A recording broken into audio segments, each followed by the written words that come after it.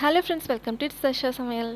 இன்றைக்கி வாயில் வச்சோன்னே கரையிற மாதிரியும் சின்னவங்கலேருந்து பெரியவங்க வரைக்கும் விரும்பி சாப்பிடக்கூடிய ஹெல்த்தியான ஒரு லட்டு ரெசிபி தான் பார்க்க போகிறோம். மிஞ்சி மிஞ்சி போனால் 15 நிமிஷத்துக்குள்ளே நம்ம இந்த ஸ்வீட் ரெசிபியை செஞ்சு முடிச்சிடலாம். எங்கே வாங்கினீங்கன்னு கேட்டு கேட்டு மீண்டும் மீண்டும் வாங்கி சாப்பிடக்கூடிய அட்டகாசமான கடைகளை விட சூப்பரான டேஸ்ட்டில் இருக்க இந்த லட்டு ரெசிபி ஒரு வாரம் வரைக்கும் தாராளமாக வச்சு சாப்பிட்லாம். ஆனால் அது வரைக்கும் இருக்குமான்றது தான் டவுட்டு. சிம்பிளான ஹெல்த்தியான டேஸ்டியான இந்த லட்டு ரெசிபியை பார்க்குறதுக்கு முன்னாடி நம்ம சேனல் சர்ஷா சமையல் இப்போ தான் ஃபர்ஸ்ட் டைம் பார்க்குறீங்க, என்ன சப்ஸ்கிரைப் பண்ணலாம் அப்படின்னா மறக்காமல் சப்ஸ்கிரைப் பண்ணிட்டு பக்கத்துலேயே இருக்க பெல் ஐக்கானை கிளிக் பண்ணிக்கோங்க. இந்த மாதிரி இன்ட்ரெஸ்டிங்கான வீடியோஸ்க்கு அடிக்கடி நம்ம சேனலை ஒரு தடவை செக் பண்ணிக்கோங்க. நம்மளோட சூப்பர் டூப்பர் லட்டு செய்கிறதுக்கு ஒரு தேங்காவை இந்த மாதிரி உடச்சி எடுத்துக்கலாம். அதாவது கொஞ்சம் பெரிய சைஸ் தேங்காவை எடுத்துட்டோம் அப்படின்னா நமக்கு கரெக்டாக இருக்கும். இதை நம்ம கட் பண்ணி பீசஸாக போட்டு பின்னாடி இருக்கிற கருப்பு லேயரை எடுத்துட்டு நம்ம மிக்ஸி ஜாரில் போட்டு இந்த மாதிரி நல்ல பொடிசாக வர அளவுக்கு அரைச்சி எடுத்துருக்கோம். சப்போஸ் உங்களுக்கு திருவி சேர்க்குறதா இருந்தால் பூ எடுப்போம் இல்லையா, அந்த மாதிரி எடுக்கிறதா இருந்தாலும் எடுத்துக்கலாம். ஆனால் நல்லா சின்ன சின்ன பீசஸாக இருந்தது அப்படின்னா நல்லாயிருக்கும். அது மிக்ஸி ஜாரில் அரைக்கிறப்ப தான் நம்மளுக்கு அந்த நல்ல சின்ன சின்ன கிரானியூல் பீசஸாக வரும். அதாவது நம்ம வறுத்தா டெசிகேட்டட் கோகோனட் பவுடர் வரும் இல்லையா, அந்த மாதிரி குட்டி குட்டி பீசஸ். தேங்காய் திருவல் ரெடி பண்ணி வச்சதுக்கப்புறமா ஒரு கடாயில் ஸ்டவ் ஆன் பண்ணி மிதமான சூட்டில் ஒரு கப் அளவுக்கு ஜெர்சி மாவு எடுத்துக்கலாம். அதாவது 300 கிராம் அளவுக்கு நான் இன்றைக்கி எடுத்திருக்கேன். இது கூட நம்ம ஸ்வீட் செய்கிறதுனால இது கூட ஒரு பிஞ்ச் அளவுக்கு நாம் உப்பு சேர்த்துடலாம். இதை நல்லா நம்ம வறுக்க போகிறோம் அப்படிங்கிறதுனால 100 கிராம்லேருந்து 150 கிராம் வரைக்கும் நமக்கு நெய் தேவைப்படும். அதையும் இதோட சேர்த்து நாம் மிதமான சூட்லேயே நல்லா வறுத்து விடலாம். கிட்டத்தட்ட ஒரு 5 நிமிஷத்துலேருந்து 7 நிமிஷம் வரைக்கும் ஆகும். வறுக்கிறப்போ நாம் ஸ்டவ்வை லோ டு மீடியம் ஃப்ளேமில் வச்சிட்டோம் அப்படின்னா கரெக்டாக இருக்கும். அப்போ தான் ஒரு 5லேருந்து 7 நிமிஷத்துக்குள்ளே வறுபட்டுரும்.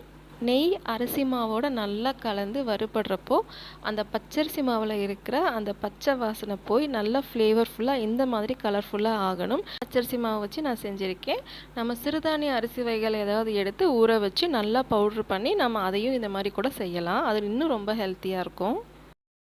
அரிசி மாவு நெய்யோடு கலந்து நல்லா வறுபட்டு நல்ல மணம் வர ஆரம்பிச்சிருச்சு.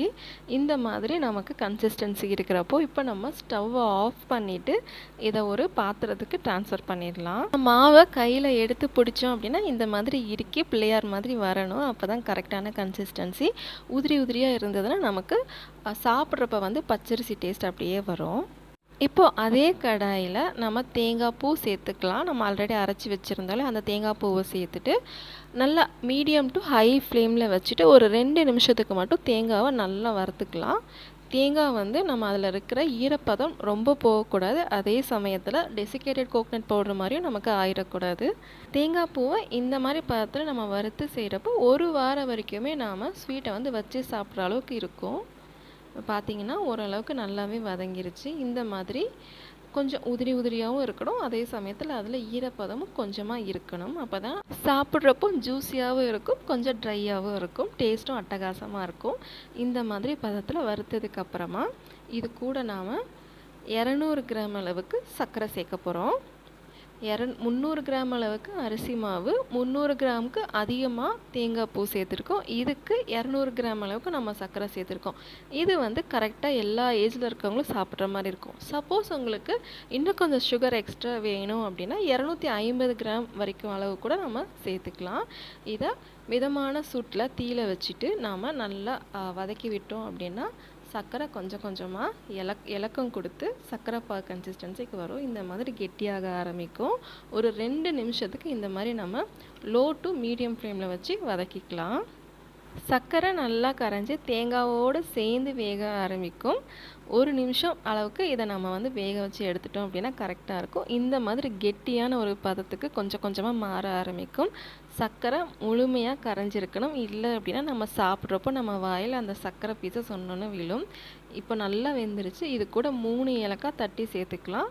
ட்ரை ஃப்ரூட்ஸ் நமக்கு எவ்வளோ விருப்பமோ, என்னென்ன ட்ரை ஃப்ரூட்ஸ் உங்ககிட்ட இருக்கோ அது எல்லாத்தையும் குட்டி குட்டி பீசஸாக கட் பண்ணி இந்த மாதிரி நம்ம இந்த மிக்சரோடு சேர்த்து நல்லா வதக்கி விட்டுக்கலாம். இப்போ நம்ம ஸ்டவ்வை ஆஃப் பண்ணிடலாம். ஸ்டவ்வை ஆஃப் பண்ணிவிட்டு நம்ம இதை அந்த சூட்டோட சூட்டாக வதக்கி விட்டாவே போதும்.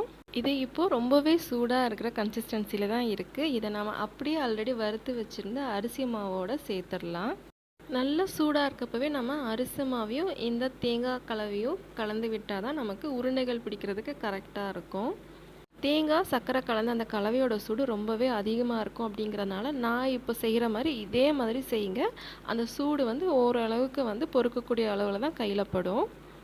வெளியே இருக்க அரிசி மாவை கொஞ்சம் கொஞ்சமாக அந்த தேங்காய் கலவையோடு நாம் கலந்து விட அதோட சூடும் கம்மியாகும். சென்டரில் மட்டும் தொட்டாதீங்க, ரொம்ப சூடாக இருக்கும். கொஞ்சம் கொஞ்சமாக நாம் அமுக்கி விட்டு அந்த உள்ளே இருக்கிற சென்டர் பார்ட்டை வந்து நம்ம வெளியே நகர்த்திட்டே வந்தோம் அப்படின்னா கொஞ்சம் சூடு கம்மியாயிட்டே இருக்கும்.